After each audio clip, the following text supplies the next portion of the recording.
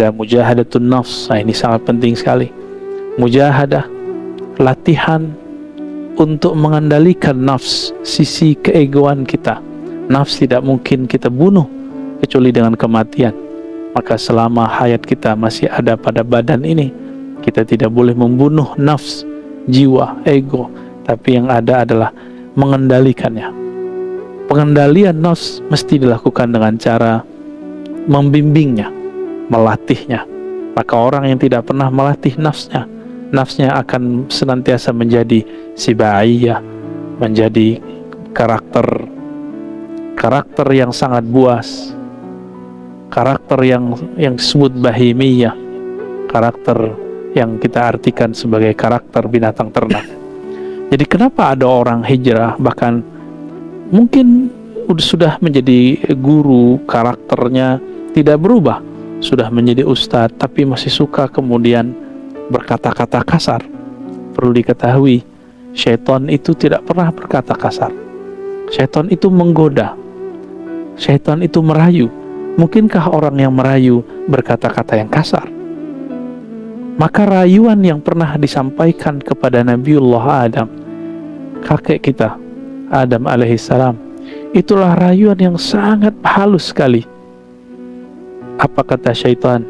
Inni laka nasihun, sesungguhnya aku adalah pemberi nasihat yang terpercaya. Amin. Begitu iblis mempromosikan, membranding dirinya, sehingga Nabi Adam pun karena tahu, oh iblis ini orang yang sudah tua di surga, perlu dipertimbangkan kata-katanya.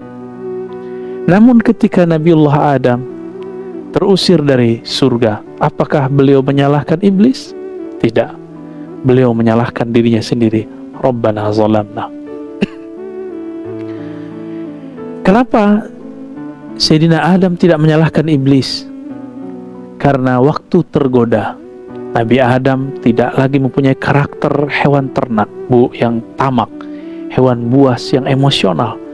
Bahkan meskipun terpedaya, tapi karakter iblis alhamdulillah tidak menempel pada diri beliau. Makanya Nabiullah Adam tidak menyalahkan siapa-siapa, justru menyalahkan dirinya sendiri. Jika benar kita ini keturunan Nabi Adam, jika kita mengalami keterpurukan, terjebak pada sebuah kesalahan, jangan salahkan siapapun, salahkan diri kita sendiri. Sahabat-sahabat,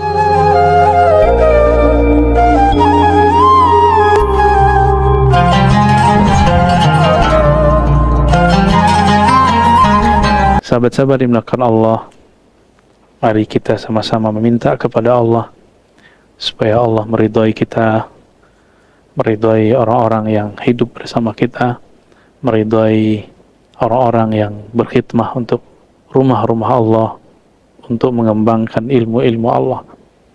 Untuk mereka, mari kita bacakan surah Al-Fatihah. A'udzubillahi bismillahirrahmanirrahim. Ya kana mudiyan sin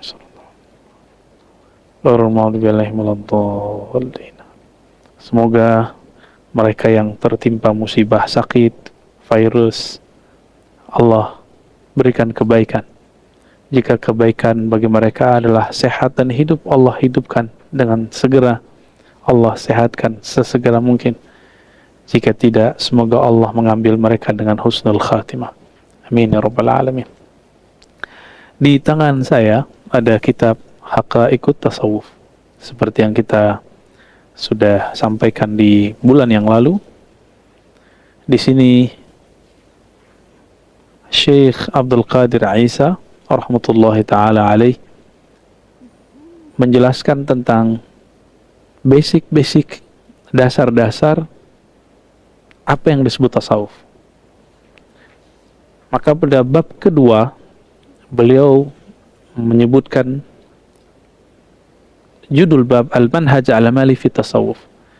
Manhaj amali. Apa arti manhaj? Manhaj itu sistem berpikir, struktur berpikir. Manhajnya sufi itu bukan manhaj kalam, berbicara nazari, teoritis, tidak. Tapi manhajnya amali, praktek.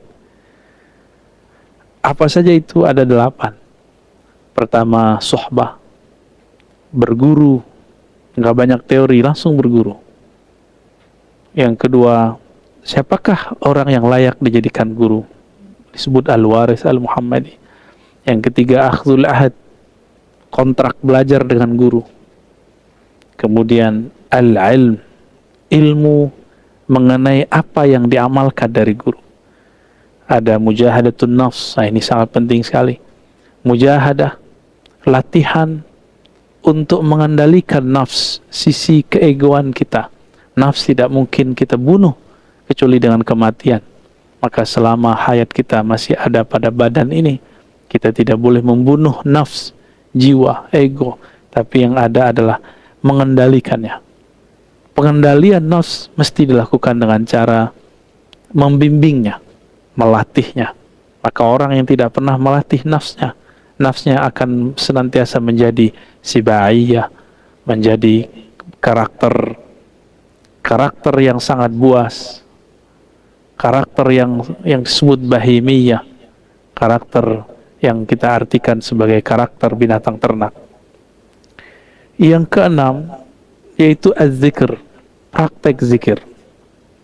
Lalu yang ketujuh, muzakarah, bermuzakarah dengan para ikhwan, bertanya kepada guru.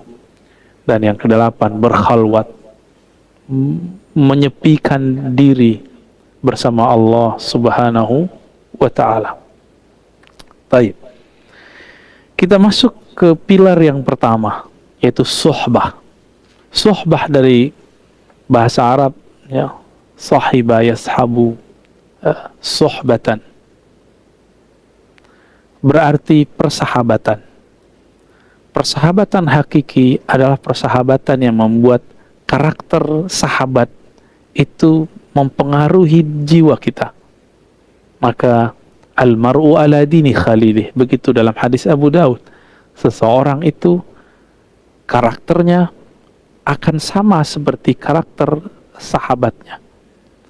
Jadi jika bertanya tentang seseorang, jangan tanya tentang dia, tanyalah komunitasnya, tanyalah dengan siapa dia berkawan, tanyalah dengan siapa gurunya.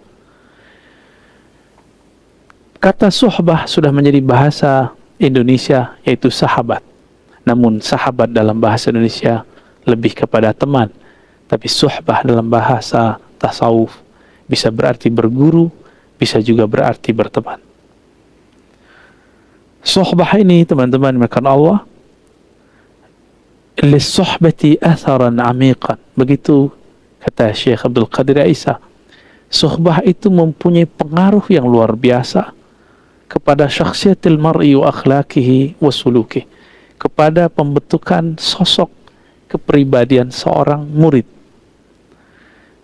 akhlaknya, cara berbicaranya, cara kajiannya. Kenapa ada orang yang sudah hijrah, sudah mau tobat, tetapi kata-katanya justru lebih kasar daripada orang yang tidak hijrah? Ketika ada orang yang berbeda dengannya, dia menyerang orang tersebut dengan kata-kata, bahkan kata-kata itu diperkuat dengan ayat-ayat. Jadi dia punya karakter emosi buas, lalu dicari pembenarannya dari Al-Quran. Cuma karena dia berbeda. Dulu berbeda kepentingan dalam kepentingan duniawi. Sekarang karakter itu belum dijinakkan. Ketika dia bertemu ilmu agama, diambillah ilmu agama untuk membenarkan keegoisan dalam dirinya, karakter-karakter buruk di dalam jiwanya. Jadi kenapa ada orang hijrah, bahkan mungkin sudah menjadi guru, karakternya tidak berubah, sudah menjadi ustadz, tapi masih suka kemudian berkata-kata kasar? Perlu diketahui, syaitan itu tidak pernah berkata kasar. Syaitan itu menggoda, syaitan itu merayu. Mungkinkah orang yang merayu berkata-kata yang kasar? Maka rayuan yang pernah disampaikan kepada Nabiullah Adam, kakek kita Adam alaihissalam, itulah rayuan yang sangat halus sekali. Apa kata syaitan? Inni laka nasihun, sesungguhnya aku adalah pemberi nasihat yang terpercaya. Amin. Begitu iblis mempromosikan, membranding dirinya, sehingga Nabi Adam pun karena tahu, oh iblis ini orang yang sudah tua di surga, perlu dipertimbangkan kata-katanya. Namun ketika Nabiullah Adam terusir dari surga, apakah beliau menyalahkan iblis? Tidak. Beliau menyalahkan dirinya sendiri. Rabbana zalamna. Kenapa Sayyidina Adam tidak menyalahkan iblis? Karena waktu tergoda, Nabi Adam tidak lagi mempunyai karakter hewan ternak yang tamak, hewan buas yang emosional. Bahkan meskipun terpedaya, tapi karakter iblis alhamdulillah tidak menempel pada diri beliau.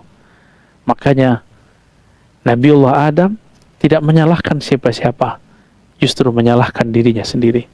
Jika benar kita ini keturunan Nabi Adam, jika kita mengalami keterpurukan, terjebak pada sebuah kesalahan, jangan salahkan siapapun, salahkan diri kita sendiri.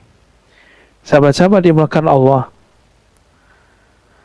para sahabat radhiyallahu ta'ala anhum, pada paragraf yang ketiga dikatakan, wa manala sahabah radhiyallahu ta'ala anhum hadzal maqam as-sami.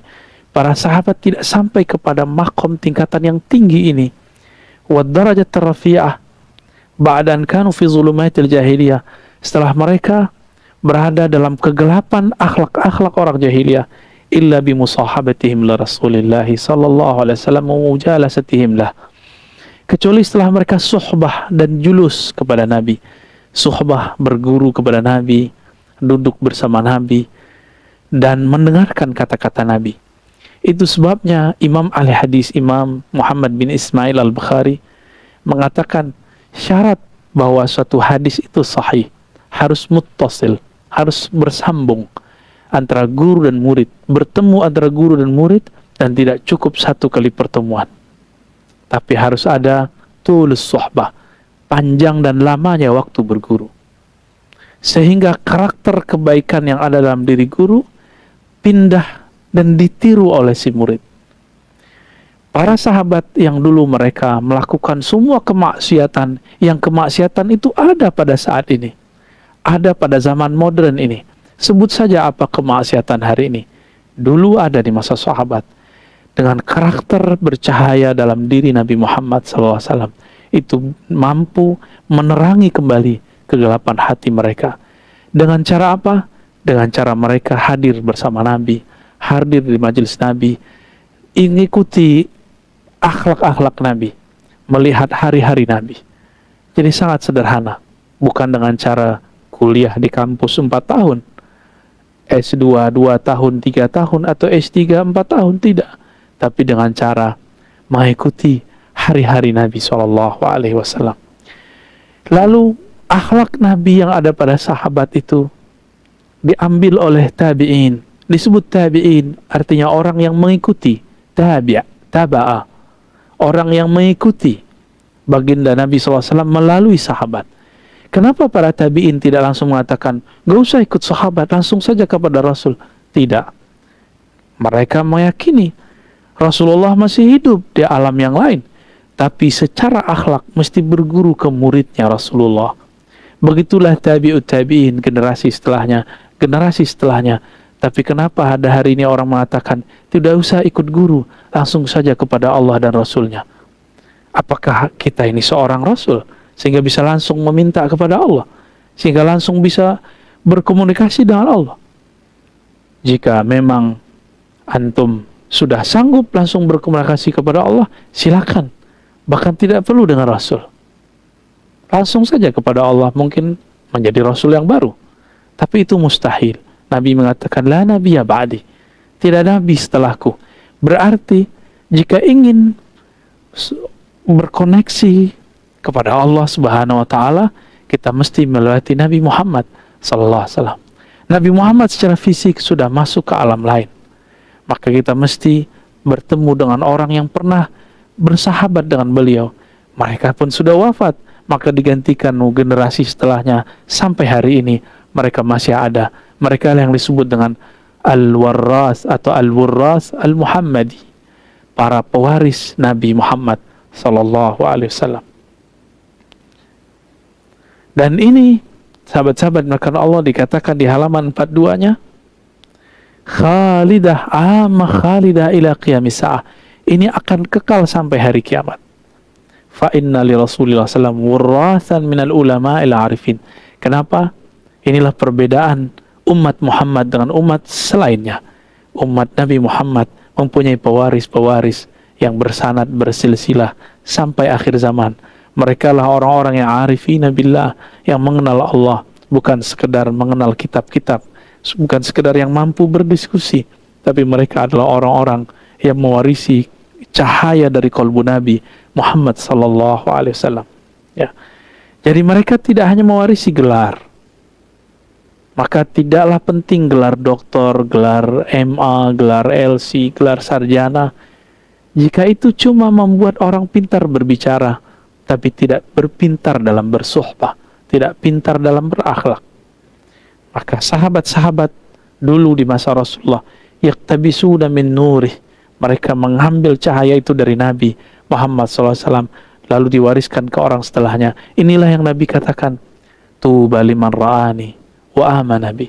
Beruntung mendapatkan cahaya siapapun yang melihatku. Beruntung ya dan beriman kepadaku. Beruntung juga siapa yang menjadi murid mereka, lalu murid mereka dan murid-murid terus sampai kemudian sampai akhir zaman. Alhamdulillah Allah izinkan kita berguru kepada orang-orang yang mempunyai silsilah keilmuan kepada baginda Nabi Muhammad sallallahu alaihi wasallam. Dan ini teman-teman yang dimuliakan Allah, tidaklah dapat diperoleh dengan sekedar membaca kitab, dengan sekedar hanya membaca Quran sendiri. Bukan berarti kita melarang orang baca kitab, bukan berarti kita melarang orang baca Quran. Suatu kali Ubay ibn Ka'ab dalam halaman 45 diceritakan bahwa beliau melihat di masjid dan mendengar ada orang baca ayat Al-Quran yang berbeda dengan yang dia dengar dari Nabi Muhammad SAW. Kisah ini kan berulang kembali. Ketika kita melihat di masjid ada orang beramal berbeda dengan cara amalan yang kita terima dari guru kita, atau ustadz yang kita anggap ustadz ahli sunnah, ustadz anti bid'ah. Apa yang terjadi? Kita ingin mengingkarinya. Tapi dulu karena Rasulullah masih hidup, maka orang ini diseret dibawa kepada Nabi. Ini juga terjadi pada Sayyidina Umar. Sayyidina Ubay juga sama. Ketika datang kepada Rasulullah, Rasulullah tidak langsung menghakimi apa yang dilakukan oleh Nabi. Nabi kemudian mengatakan kepada mereka berdua, kamu bacakan apa yang kamu hafal dari Quran. Kamu juga bacakan. Mereka masing-masing membacalah.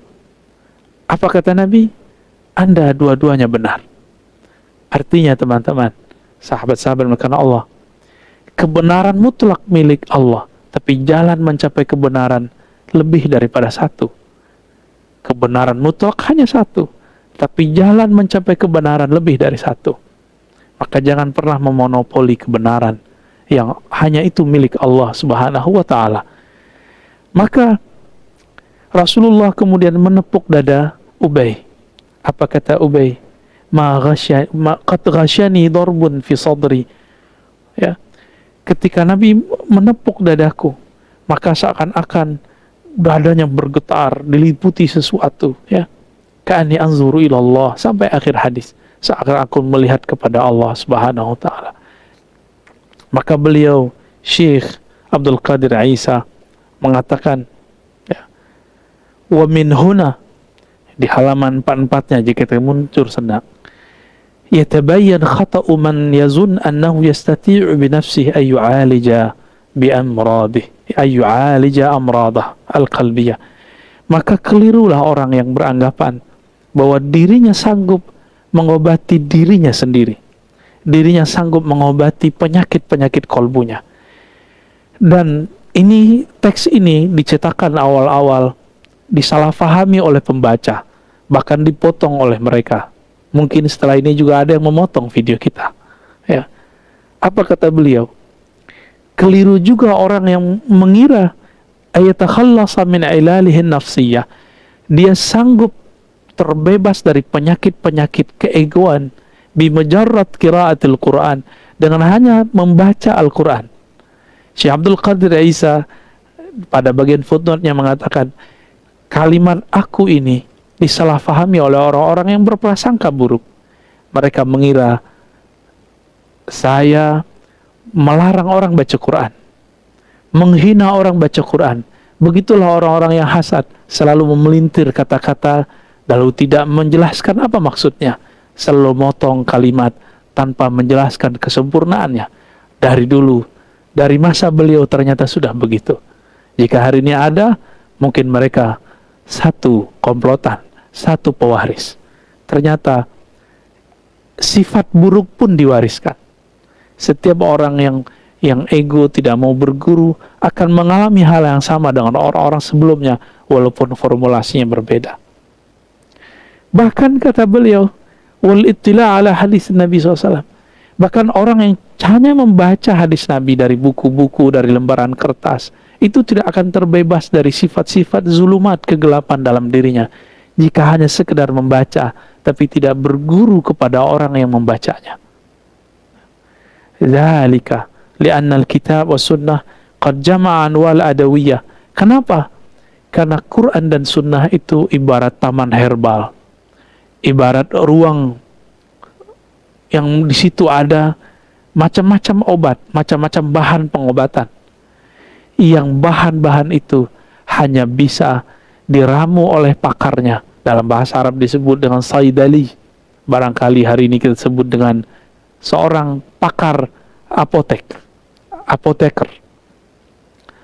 Fala budda ma'ahum min tabibin. Seorang apoteker pun tidak bisa sendiri, dia butuh diagnosa dari seorang dokter. Maka butuh seorang tabib, yasifu li kulli da'in dawa'u wa li kulli illatin ilajuha. Butuh seorang dokter yang mampu menjelaskan, ini obat untuk penyakit apa, ini penyakit obatnya apa.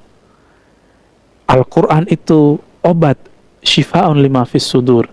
Namun siapa yang mengerti bahwa ayat ini obat penyakit ini? Hanya orang-orang yang mewarisi obat itu dari baginda Nabi SAW. Dan itu tidak bisa cuma dengan sekedar membaca kitab. Saya sering membuatkan analog. Jika teman-teman mampu membaca 1000 kitab kedokteran, apakah sudah boleh membuka praktek kedokteran? Jika saya membaca 100 buku pijit, buku tentang cara mengurut, apakah kemudian saya boleh buka praktek urut?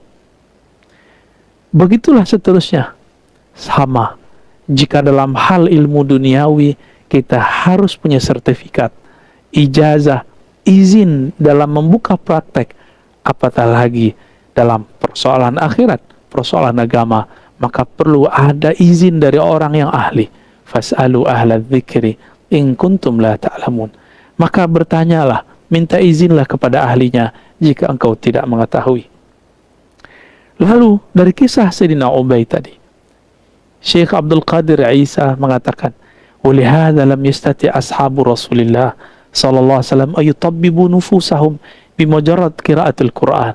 Inilah istinbat, inilah penggalian hukum yang luar biasa dari seorang yang mengerti rahasia-rahasia hadis. Apa kata beliau? Berdasarkan kisah Ubay dan Umar yang menghakimi sahabat yang berbeda dengannya, ternyata kemudian diluruskan, dia diobati oleh Rasulullah. Ini bukti hatta sahabat Nabi tidak sanggup mengobati dirinya sendiri, apalagi saya, apalagi kita. Walakinnahum lazamu mustashfa Rasulillah. Ini bahasa majazi. Lalu mereka bermulazamah. Apa arti mulazamah?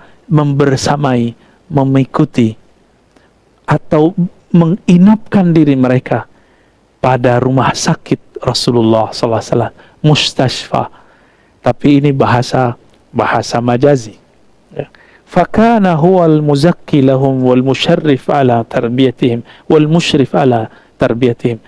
Maka Rasulullah sallallahu alaihi wasallam yang kemudian membersihkan kotoran-kotoran di kalbu mereka, membimbing rohani mereka. Inilah yang disebut at-tabib ar-ruhi, guru yang menjadi obat penyakit-penyakit rohani.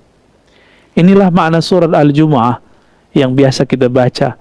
Huwallazi ba'atha fil ummiyina rasulan minhum. Dialah yang mengutus seorang nabi, seorang rasul dari kalangan yang ummi. Yatlu alaihim ayatih, mengalirkan bacaan ayat-ayat Allah kepada mereka. Wa yuzakkihim, lalu membersihkan mereka. Wa yu'allimuhumul kitab wal hikmah, baru mengajarkan mereka kitab dan hikmah. Kita terbalik, kita ajarkan dulu dalil, baru dibersihkan kolbu. Tapi sebelum kolbu bersih, orangnya sudah merasa bersih, akhirnya tidak kunjung bersih kolbunya. Ketika dia menjadi da'i, jadi ustadz, maka penyakit-penyakit kolbu yang belum dibersihkan itu terbawa dalam pengajarannya, terbawa dalam bimbingannya. Jika karakter emosinya belum dibereskan, belum diobati, maka dia mengajar dengan keemosian. Jika karakter kasarnya, kata-kata yang menjijikkan, kata-kata menghardik belum dibersihkan dari kolbunya, dia jadi ulama, jadi ustadz, maka dia akan menghardik siapapun yang berbeda dengannya. Na'udzubillah min dzalik. Maka beliau mengatakan berdasarkan ayat ini, fatazkiyatu syai' wa ta'limul Qur'an syai' akhar, halaman 46. Penyucian jiwa itu sesuatu bab yang tersendiri. Wa ta'limul Qur'an syai', mentransfer knowledge, keilmuan tentang Quran itu bab yang berbeda, tidak boleh disamakan, ya. Maka teman-teman yang mulakan Allah, beliau mengatakan, kam nasma'an unasin mutahayyirin yaqra'una al-Quran wa yattali'una 'ala al-'ulum al-islamiyya katsira wa yatahaddatsuna al-wasawis syaitaniyah wa hum ma'a dhalika la yastati'una ay takhallasu minha fi salatihim. Paragraf kedua di halaman 46 ini betul-betul menampar saya dan kita semua. Betapa banyak kita dengar kata Syekh Abdul Qadir Isa, orang-orang yang hafal Al-Quran, orang-orang yang mampu mutola'ah ilmu-ilmu yang luar biasa, bahkan bergelar Syekh, Kiai Haji, Doktor, LCMA, sarjana agama, sarjana hukum, sarjana, sebutkan semua gelar. Mereka mampu berbicara teori-teori tentang ilmu kerohanian, tetapi karena mereka tidak berguru, tidak bersuhbah, mereka tidak sanggup ayatakhallasu min hafiz salatihim. Mereka tidak sanggup untuk berlepas dari was-was saat sholat mereka.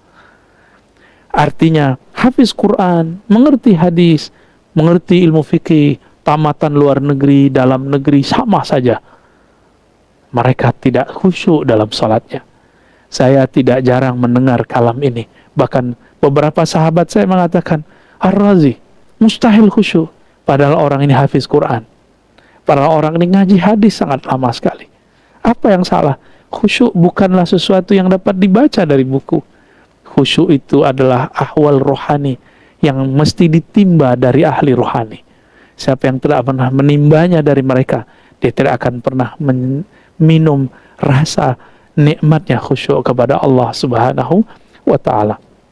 Orang yang membaca tentang nikmatnya menikah dari buku, dia membaca 1000 buku, mendengarkan 1000 podcast tentang pernikahan, ikut training 100 kali training pernikahan, tapi dia tidak pernah menikah.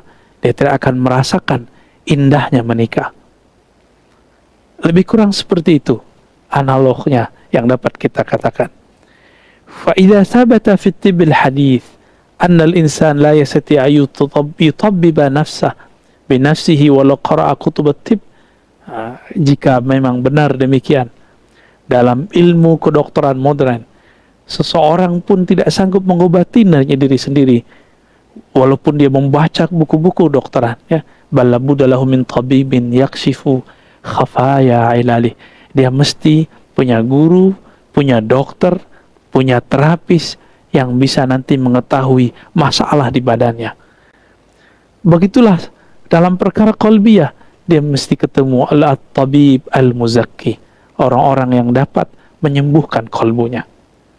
Maka teman-teman yang melakukan Allah, jika saya sadar badan saya tidak sehat, saya datang kepada dokter. Betapa tidak adilnya kita semua. Salat tidak khusyuk, berarti kalbu berpenyakit. Ada orang berbeda dengan kita, lalu kita benci dan kita ingin menyerangnya. anti kritik. Ini tanda kalbu kita berpenyakit.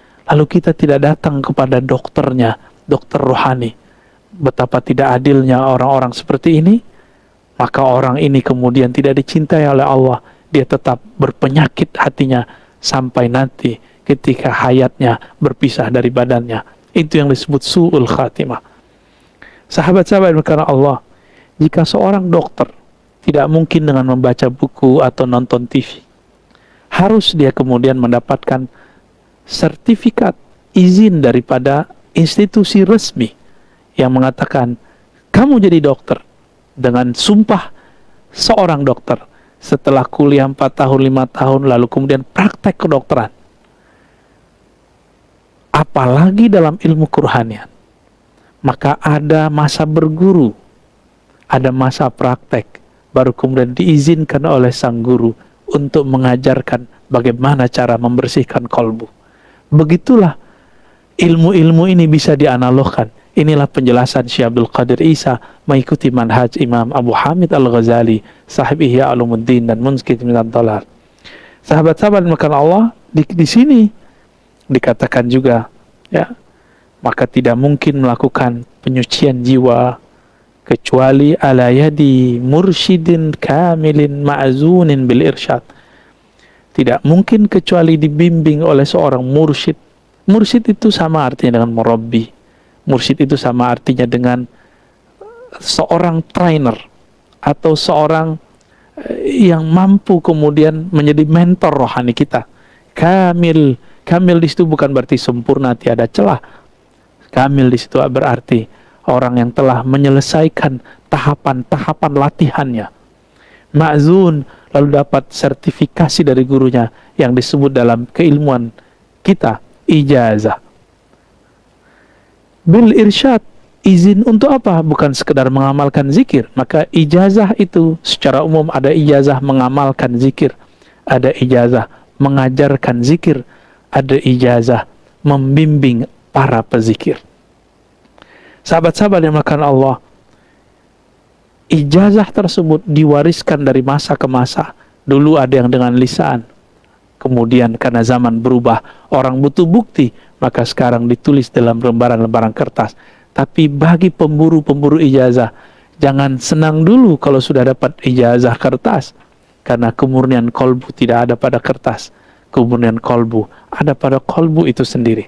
Walaupun saya dapat 1000 ijazah dari guru mursyid, jika tidak pernah mengamalkan ilmunya, tidak pernah suluk bersuhbah kepada mereka, maka ijazah tinggal ijazah, kolbunya tetap bermasalah. Lalu kemudian Maulana Syekh Abdul Qadir Isa menyebutkan di sini ada 7 dalil suhbah di Quran, karena ini zaman orang berdalil. Silakan dilihat surah Al-Ahzab ayat 23, Al-Kahf ayat 28, kemudian Luqman ayat 15, Furqan ayat 27 sampai 29, kemudian Zukhruf ayat 67, Al-Furqan ayat 59, dan begitu juga kisah Nabiullah Khidir dan Nabi Musa, Al-Kahf, surah Al-Kahfi ayat 66 sampai 67.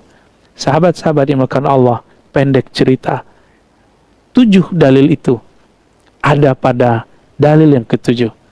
Sayyidina Musa sudah jadi nabi. Coba bayangkan, seorang rasul, seorang nabi bisa berkalam-kalam dengan Allah, tapi masih butuh seorang guru. Adakah di antara kita yang lebih mulia daripada Nabi Musa? Para sufi, para ahli tasawuf dituduh, difitnah oleh dajjal-dajjal zaman sekarang. Dajjal-dajjal teri yang mengatakan bahwa sufi meyakini wali lebih tinggi dari para nabi. Tidak, wallahi, demi Allah, ini tuduhan buhtanun azim. Ini tuduhan yang sangat keji sekali. Tidak pernah ada dalam kitab Imam Al-Hakim At-Tirmizi, ahli hadis, ahli sufi di masa salafus saleh mengatakan hal itu. Tidak ada di kitab Ibn Arabi, tidak ada di kitab Ibn Sab'in, tidak ada di kitab sufi manapun yang mengatakan bahwa wali lebih tinggi daripada sufi. Semua itu adalah karena gagal baca, tidak bersuhbah kepada ahlinya, hanya membaca 1 lembar lalu tidak mengikuti lembaran berikutnya. Sahabat-sahabat karena Allah, Nabi Musa ditanya oleh seseorang, adakah orang yang lebih alim darimu wahai Musa? Dia menjawab tidak. Maka Allah tegur agar masih berguru kepada Nabiullah Khidir. Bal ya ibn mulkan, seorang nabi, seorang rasul masih berguru. Kita siapa? Antum siapa? Saya siapa? Anda siapa? Jika kita sudah mengenal diri kita, pasti kita akan mencari guru yang akan membimbing kita kepada Allah SWT. Imam Ghazali, Abu Hamid Al-Ghazali masih berguru kepada Yusuf An-Nasaj, kemudian Abu Ali Al-Farmadi, dan guru-guru yang lain. Imam Ghazali hafal ribuan hadis. Semua dalil kitab Ihya beliau hafal. Karena beliau ahli hadisnya hanya sampai pada level ahli hadis versi ahli fiqih. Maka beliau menghafalkan matannya, teksnya, tapi tidak menghafalkan sanadnya. Berbeda dengan Ibnul Jauzi yang mengkritisi Imam Ghazali, hafal sanad dan matannya. Tapi zaman hari ini cuma mengajarkan arba'in 42 hadis disebut ustaz sunnah. Ya, orang cuma baca kitab Sahih Bukhari dianggap sudah langsung berbicara kepada Nabi atau langsung bisa berguru kepada Nabi. Betapa jauhnya manhaj kita dengan manhajnya ulama-ulama terdahulu. Sahabat-sahabat yang dimuliakan Allah, apa kontrak belajar antara Nabi Musa dan Nabi Khidir? Kata Nabi Musa dengan rendah hati beliau berkalam dalam surah Al-Kahfi ayat 66. Di kitab ini halaman 47. Hal attabi'uka ala an tu'allimani mimma ulimta rushda. Apakah engkau perkenankan aku, wahai balia Khidir, agar engkau mengajariku apa-apa yang Allah ajarkan kepada engkau daripada rushda, petunjuk-petunjuk. Maka seorang guru yang mampu memberikan rushda disebutlah guru itu mursyid. Rasyada, ya, yang kemudian fa'ilnya disebut rasyid atau arsyada, yurshidu, irsyadan, fahuwa mursyidun. Mursyidnya Nabi Musa adalah Nabiullah Khidir alaihissalam. Maka gelarnya Nabiullah Khidir Syekhul Anbiya wa Syekhul Awliya. Syekhul Anbiya siwa Muhammadin, Syekhul Awliya kullihim. Guru para nabi selain Nabi Muhammad. Gurunya para wali, semuanya wali-wali yang tinggi. Berkata Nabiullah Khidir alaihissalam, innaka lan tastati'a ma'iya sabra. Kamu tidak akan sanggup bersamaku untuk sabar. Zaman sekarang orang-orang yang tidak memahami bab ini kemudian menuduh Nabi Khidir masih sudah mati dan wafat. Teman-teman, hitunglah kapan Zulkarnain hidup. Lalu hitunglah jaraknya dengan Nabi Musa. Jika kita menghitung umur manusia biasa, tentu beliau sudah tidak bertemu dengan Nabi Musa. Nabi Musa tidak bertemu dengan beliau karena sudah mati. Zulkarnain sudah mati. Tapi Nabiullah Khidir masih bisa ditemui oleh Nabi Musa. Maka ini dalil yang cukup untuk membersihkan cara berpikir kita yang tidak benar, yang mengatakan dengan tergesa-gesa dan emosi bahwa Khidir sudah mati. Betapa tidak beradabnya orang ini kepada Nabi Musa. Seandainya kalam ini kita pakai bahwa setiap masa kemudian orang akan mati, tidak, Nabi Khidir telah minum ma'ul haya, air kehidupan. Maka Nabi Musa mati, beliau tidak mati. Sahabat-sahabat yang dimuliakan Allah, nanti di waktu tertentu kita akan membahas satu kitab yaitu yang berjudul Az-Zahrun Nadar fi Halil Khidir, ya, tentang bagaimana ahwal Khidir yang ditulis oleh Imam Al-Hafiz Ibn Hajar Al-Asqalani, insyaallah tabaraka wa ta'ala. Lalu beliau menyebutkan dalilnya sebenarnya banyak di Quran, ada ratusan. Begitu jadi hadis ratusan. Kemudian disederhanakan dalam hadis menjadi 6 dalil. Hadis pertama Nabi mengatakan masalul jalis salih wa jalis su kamasalil misk wa nafihil kir. Ya. Orang yang punya teman yang baik dan yang tidak baik seperti berteman dengan penjual parfum, yang satu lagi ahli besi, tukang besi. Walaupun tidak ikut menjual, tapi ikut harum. Walaupun tidak ikut mengerjakan, melakukan apapun terhadap besi, tidak pandai besi, jika kita mendekat pasti ada bau logam menempel di badan. Maka sahabat-sahabat karena Allah, kita adalah sahabat kita. Siapa sahabatmu? Itulah akhlakmu. Kemudian dikatakan dalam hadis Nabi SAW, riwayat Abu Ya'la dengan riwayat yang sahih, Ibnu Abbas meriwayatkan bahwa ada yang berkata kepada baginda Nabi, ayyu julasa'una khair, wahai Rasulullah, siapakah teman yang bisa kami jadikan tempat bergaul, tempat duduk bersama? Apa kata Nabi? Man dzakarakumullah ru'yatuh, orang yang jika engkau memandangnya, memvisualisasinya, mengenangnya, mengingatnya, membuat engkau mengingat Allah Subhanahu wa ta'ala. Inilah dalil rabitah. Hadis semakna diriwayatkan oleh Imam Abu Nuaim, Imam Ahmad, Imam Hakim dengan lafaz yang berbeda-beda. Sedangkan di lafaz ini ada tambahan, wazada fi ilmikum mantiqu. Jika dia berbicara, kalamnya menutrisi keilmuanmu. Wa dzakarakum fil akhirati amaluh.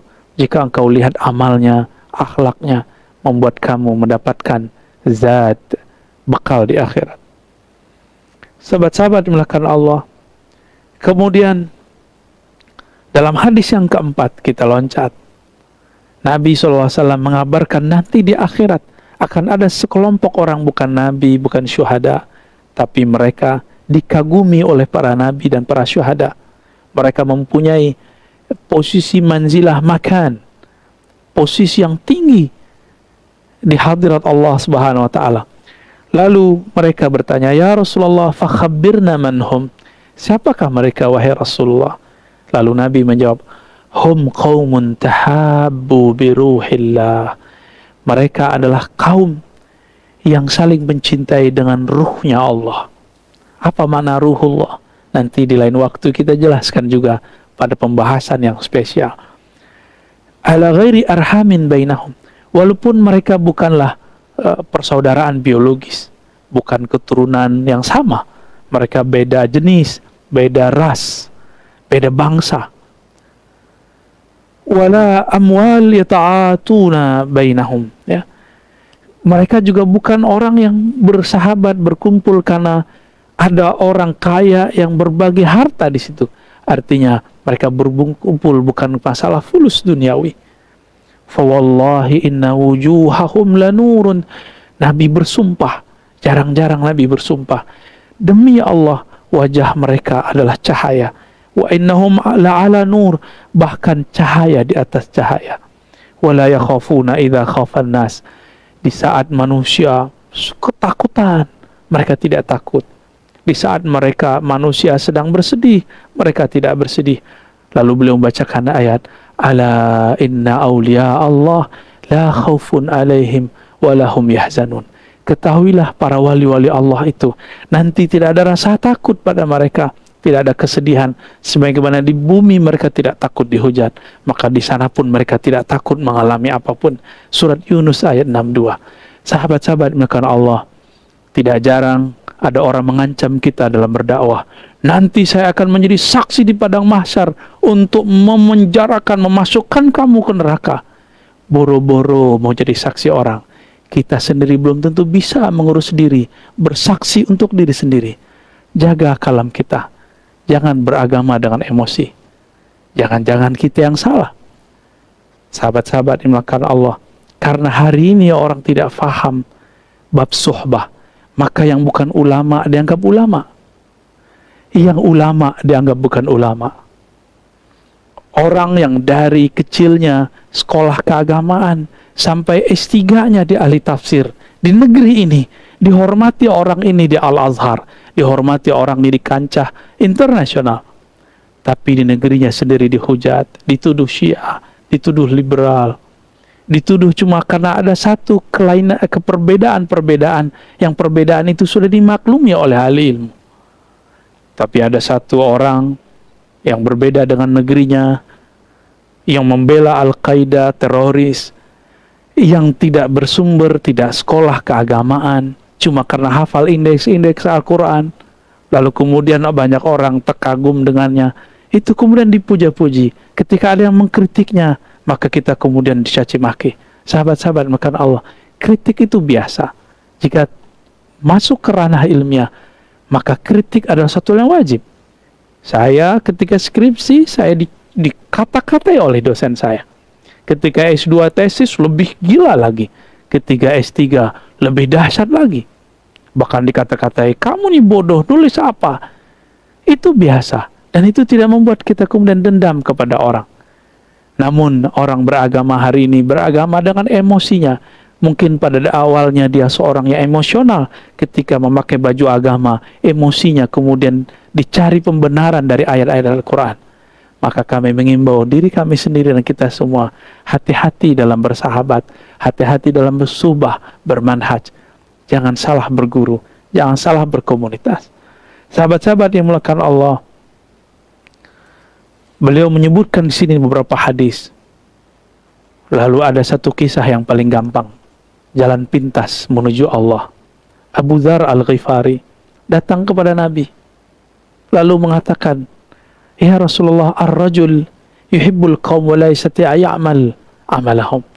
Ada orang, wahai Rasulullah, maksudnya diri sendiri, mencintai seseorang tapi tidak sanggup mengikuti amalannya.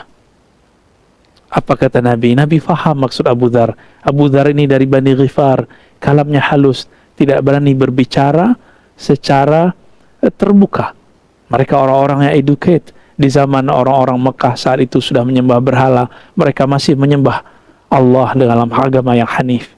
Apa kata Nabi? Anta ya Aba Dzar. Ketika Abu Dzar menggunakan kata kiasan, Nabi langsung menjelaskan secara terbuka, wahai engkau, wahai Abu Dzar, ma'aman ahbabta, akan bersama siapapun yang engkau cintai. Jika cinta dengan Nabi, akan bersama dengan Nabi. Mana bukti cinta kita kepada Nabi? Sudahkah kita bersolat kepada Nabi? Sudahkah meniru akhlak Nabi? Nabi ketika dicaci maki tidak balas mencaci maki. Ketika beliau dilempari oleh orang-orang Taif dengan lemparan yang menyakitkan dan menghinakan, beliau tidak membalas dengan doa sumpah serapah, hadakallah, saya akan jadi saksi engkau nanti di akhirat. Tidak. Ya, cari makan. Tidak. Nggak ada kalam-kalam begitu. Ya, bahkan tidak ada kalam anjing, kalam monyet, kalam binatang-binatang. Teman-teman, jika kolbu kita di dalamnya masih ada kebun binatang, maka yang keluar nanti nama-nama binatang. Jika di dalam kolbu ini ada kekotoran seperti WC, maka yang keluar nanti sumpah serapah yang jorok seperti yang ada di tempat buang air. Maka orang-orang seperti ini wajib dibersihkan. Maka sahabat-sahabat yang mendapatkan sahabat atau musuh seperti ini, jangan membalas. Orang ini masih perlu diobati. Suatu kali Hanzalah dan Abu Bakar bertemu di jalan. Apa kata Abu Bakar? Kaifa anta ya Hanzalah? Ada apa dengan wajahmu wahai Hanzalah? Berarti di zaman Rasulullah, para sahabat pun mengalami kegoncangan. Jangan dikira sahabat itu langsung sempurna. Mereka mengalami proses-proses juga. Mereka tidak kemudian cukup baca buku atau nonton YouTube atau ikut Zoom semata atau baca lembaran-lembaran terjemahan. Tidak. Mereka kemudian mengadu berguru kepada Nabi. Bertemulah dua orang ini di tengah jalan. Apa kata Hanzalah? Nafaqah Hanzalah. Hari ini Hanzalah telah munafik, wahai Abu Bakar.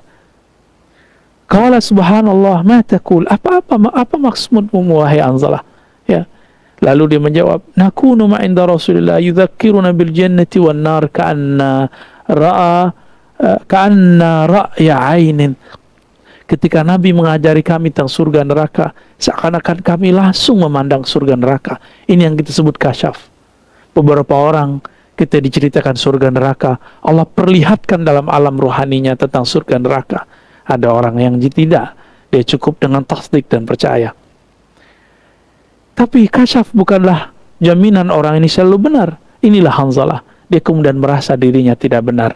Ketika keluar, pulang ke rumahnya, afasana al-azwaj wal aulad wal dayiat nasina kathiran.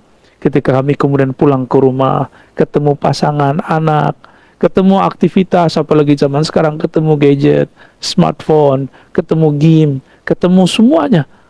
Apa kata beliau? Nasina kathiran. Kami lupa banyak hal Saya tidak tahu teman-teman apa yang dikatakan Abu Bakar dan Hanzalah seandainya mereka hidup di zaman kita, lalu beliau berdua melihat aktivitas kita ketika pulang. Kita lebih sedang buka YouTube, nonton film-film Korea kah, tidak dilarang berhibur diri. Tapi jika waktu kita menghibur diri dalam sifat duniawi lebih banyak daripada ukhrawi, maka inilah yang dikatakan oleh Hanzalah. Hanzalah menuduh dirinya munafik, tidak menuduh orang munafik. Inilah sahabat Nabi, tidak pernah mengatakan dirinya munafik, tapi dia mengatakan nafaqa Hanzalah, Hanzalah lah yang munafik. Kata Abu Bakar, wallah, saya juga begitu. Ternyata Abu Bakar menemukan hal yang sama dengan Hanzalah. Selevel Abu Bakar merasakan hal yang sama, apalagi saya. Saya juga yakin teman-teman sahabat merasakan yang sama. Kemudian datanglah mereka kepada Rasulullah. Lalu Rasulullah mendengar kalam Hanzalah. Apa kata Hanzalah? Nafaqa Hanzalah ya Rasulullah. Hanzalah munafik wahai Rasulullah. Lalu disebutkan, dilaporkanlah persoalan yang tadi. Apa kata Nabi? Nabi nggak bilang ke ente munafik, ente kacau, enggak. Nabi mengatakan, walladzi nafsi biyadi, demi zatku, demi jiwaku yang ada dalam genggamannya. Lau tadumuna ala ma kunta kununa indi fi dzikri wa fi dzikri la safatkumul malaika ala furushikum wa fi turukikum. Walakin ya Hanzalah sa'a wa sa'a.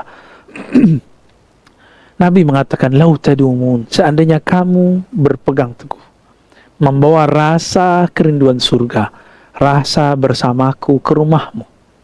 Ini yang kita sebut rabitah. Rabitatul syekh, rabitatul kubur, rabitatul akhirah. Mengikatkan hati dengan guru, mengikatkan hati dengan akhirat. Lalu mengikatkan hati fi zikri, dengan zikrullah. Maka malaikat-malaikat akan datang menyalami kalian. Baik furushikum, di atas tempat tidur kalian, dan di jalan kalian. Apa maksudnya? Dua tempat ini teman-teman adalah dua tempat yang paling mudah orang lalai. Kita lalai saat kita tidur di kasur-kasur kita, di ranjang-ranjang kita. Kita lalai saat kita di jalan, karena mata kita jelalatan. Kita melihat hal yang indah-indah menurut diri yang fisik. Tapi Nabi mengatakan apa? Kalau kamu bisa istiqomah membawa rasa ini ke rumahmu, ke tempat bekerjamu, ke tempat manapun engkau pergi, maka malaikat akan menyalamimu. Maka beberapa sahabat merasa dihadiri oleh malaikat-malaikat Allah. Begitu juga yang kita saksikan dari sahabat-sahabat kita yang Allah bukakan hatinya di saat zikir, di saat membaca Al-Quran. Dia mengalami hal yang sama dengan para sahabat. Tapi Nabi mengatakan, ya Hanzalah, walakin ya Hanzalah, sa'ah, bertahap hai Hanzalah, sedikit demi sedikit wahai Hanzalah. Jangan langsung kemudian instan. Inilah yang disebut suhbah, berguru, mengamalkan pelan-pelan. Maka Nabi ketika bertemu peminum khamar, Nabi gak bilang, kamu jangan minum khamar. Tapi kemudian turun ayat menjelaskan bahwa manfaat khamar tidak lebih besar daripada mudaratnya. Dibiarkan dulu. Tidak langsung mengatakan khamar haram. Oh ini haram, ini bid'ah. Ini bukan tariqahnya Nabi, bukan manhajnya Nabi Muhammad SAW. Itulah mursyid rohani. Lalu turunlah kemudian di masa berikut ketika ada kasus. Apa kata Allah? Bahwa dosanya akibat dari meminumnya lebih berbahaya daripada tidak meminumnya. Lalu terakhir ketika ada kasus berikut, mereka sholat, lalu ayatnya berganti lafaz, baru kemudian dilarang sholat, lalu kemudian baru diharamkan. Maka sahabat-sahabat yang muliakan Allah, begitulah cara Nabi mendidik. Mulailah kenalkan seseorang kepada Allah, lalu ajarkan pelan-pelan membersihkan dirinya. Dulu seorang ulama, pendiri Institut Ilmu Al-Quran dan PTIQ, ya, dua lembaga besar di Indonesia ini, yang S1, S2, S3-nya, yang sekarang saya mengajar di salah satu lembaganya, bernama Syekh Kiai Haji Ibrahim Hussein. Beliau mempunyai tradisi seperti kiai kebanyakan di Pulau Jawa, di Nusantara ini, yaitu syurbud dukhan, mengkonsumsi rokok. Lalu beliau sakit, datang kepada dokter. Dokternya mengatakan berhenti. Karena beliau menghargai ilmu seorang dokter ini, maka beliau berhentilah secara mendadak, tidak bertahap. Apa yang terjadi? Sakitnya bertambah parah, badannya bertambah lemah, nafsu makannya tidak ada, wajahnya terlihat lesu, tubuhnya lunglai. Karena masalah ini akhirnya beliau datang lagi ke dokter, dicarilah dokter, ketemulah dokter yang lebih senior. Apa kata dokter ini? Siapa yang melarang Pak Kiai untuk merokok? Secara mendadak. Lalu kemudian beliau merahasiakan nama dokternya. Kata si dokter senior ini, itu dokter baru praktek, dia belum mengerti cara menterapi orang, jam terbangnya belum banyak. Pak Kiai kalau mau berhenti, bertahap. Kembalilah merokok, tinggalkan secara bertahap, sehingga kemudian dia bisa terbebas secara mutlak. Ternyata terapi orang narkoba juga sama.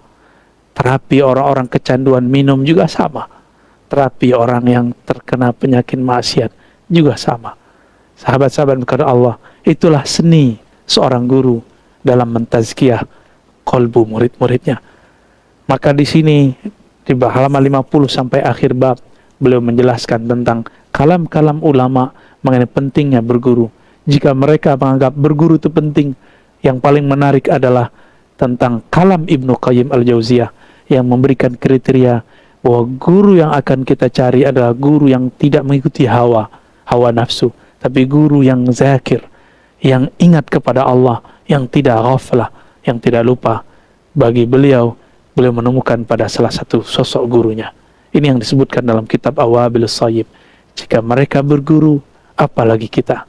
Sahabat-sahabat makanan Allah, inilah beberapa kajian bedah kitab dari Haqaiq an-Tasawuf.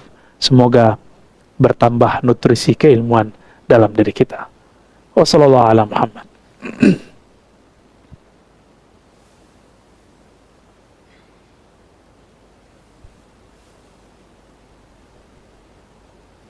Alhamdulillahirabbil alamin. Alhamdulillah kita menambah wawasan keislaman kita hari ini. Allah.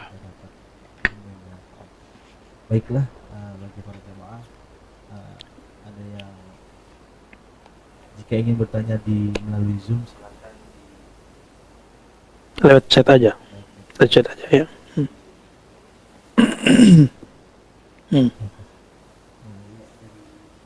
Iya ya, tafadhal.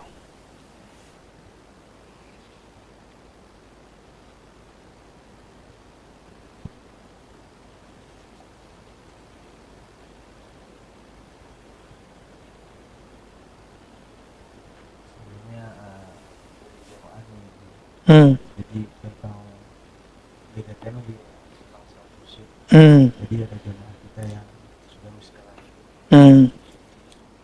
beliau bertanya kepada saya, tolong sampaikan ke kita, Ustaz saya mau sholat khusyuk, Hmm. tapi khusyuknya saya itu jadi setelah bahasa Arab baru diartiin gitu. Jadi misalkan sujud ya Ya. karena itu buat saya khusyuk itu bisa nggak atau memang harus berbarengan, jadi Hmm. jadi hatinya tetap Hmm. Iya ya. atau ada cara lain Bu ya, si Buya itu. Wah, mau cara lain nih. Teman-teman yang melakukan Allah, khusyuk itu bukanlah menerjemah. Khusyuk di dalam surah Ghasyiyah dikaitkan dengan absar. Absaruha khasyiah. Pandangannya tunduk. Maka khusyuk yang dimaksud dalam salat adalah pandangan basirahnya, pandangan batinnya tunduk kepada Allah Subhanahu wa ta'ala. Kita kalau bertemu orang yang sangat kita hormati, kita akan tertunduk, tidak mampu melihat wajahnya yang mulia kecuali beliau memperkenankannya. Dulu waktu saya berguru kepada masyayikh-masyayikh dari Suriah, Kita awalnya tidak sanggup memandang wajah mereka sampai mereka mengatakan, tabi'uni, tabi'uni. Matanya lihat sini. Ini perbedaan orang kita berguru dengan orang Arab. Kita berguru ke kiai-kiai, masyayikh kita, mata kita tertunduk. Ini yang disebut adab. Tapi bagi mereka, melihat wajahnya yang disebut beradab, itu juga disebut khusyuk. Betul, banyak metode untuk khusyuk. Tapi Nabi tidak pernah memaksakan umat untuk menerjemah dan memahami bacaan yang kita baca. Inilah masalah dosa-dosa kita yang sudah kita timbun lama. Kita belajar Al-Quran, cuma belajar hafalannya, bacaannya, tapi tidak melatihkan memahami maknanya. Maka orang-orang di luar agama kita, peneliti-peneliti dari barat sana, mereka heran. Kenapa ada orang Islam baca Quran tapi dia tidak mengerti isinya? Membacanya lancar tapi pemahamannya tidak mengerti. Ini aneh daripada umat Islam. Sedangkan di agama mereka, kitab-kitab sucinya diterjemah. Meskipun kemudian pasti terjadi beberapa perubahan, tapi targetnya mereka membaca lalu faham. Di dalam Islam, untuk menjaga keutuhan, kemurnian, keotentikan Quran tidak boleh dibawakan yang di dalam sholat itu adalah Quran terjemahan. Mesti Quran yang asli, yaitu teks Arabnya. Di luar itu kita boleh menerjemah. Tapi teman-teman, metode memahami bacaan untuk khusyuk itu metode biasa. Metode lama. Ini yang diistinbatkan orang, janganlah kamu sholat wa antum sukara. Jangan kamu sholat, kamu dalam keadaan mabuk, sampai kamu sadar apa yang kamu baca. Tapi orang yang membawa makna ayat ini ke mana khusyuk, ini tidak memahami asbabun nuzulnya dengan baik. Asbabun nuzul ayat ini adalah orang-orang yang sholat dalam keadaan mabuk. Dan mereka tidak memahami apa yang dia baca, nggak sadar apa yang dia baca, sehingga merubah beberapa ayat. Bukan orang seperti orang Indonesia atau sekitar Indonesia yang tidak mengerti bahasa Arab lalu membaca. Ini bukan mabuk. Jadi betapa kita zalim kepada umat lalu mengatakan mereka yang tidak paham baca Quran lalu disebut mereka mabuk. Jika demikian, maka semua mungkin 90% orang yang sholat di masjid-masjid kita adalah orang mabuk. Karena yang mengerti, yang nyantri, yang belajar bahasa Arab cuma beberapa orang. Maka adakah cara lain? Pertanyaan terakhir ini yang akan kita jawab. Ada. Khusyuk itu terbit dari kolbu. Maka bersihkan kolbu dari selain Allah, isilah dia dengan nama Allah, keagungan sifat-sifat Allah. Maka rasakanlah sholat Anda, sholat kita, sholat antum akan khusyuk. Tapi mungkinkah yang mengisinya, yang memvaksin si kolbu itu orang yang tidak ahli? Cuma lewat YouTube, lewat Zoom? Tidak mungkin. Mesti berguru bertatap muka kepada mereka. Tapi zaman ini sahabat-sahabat karena Allah, sepertinya berguru tatap muka susah sekali. Maka kita serahkan saja kepada Allah. Jika memang sahabat-sahabat takut untuk berguru kepada orang secara langsung karena zaman seperti ini, maka ilmui saja. Lalu ketika selesai sholat, astagfirullahalazim, minta ampun kepada Allah karena sholatnya tidak khusyuk. Jangan berhalakan khusyuk, tapi sembahlah Allah yang menyuruh kita untuk sholat. Dan khusyuk itu adalah hadiah dari Allah yang mau mengisi kolbunya dengan nama-namanya. Jadi khusyuk itu ketika mata ke tempat sujud, tubuh menghadap kiblat, kolbunya menghadap kepada nama, sifat dan zat Allah subhanahu wa ta'ala. Wallahu a'lam.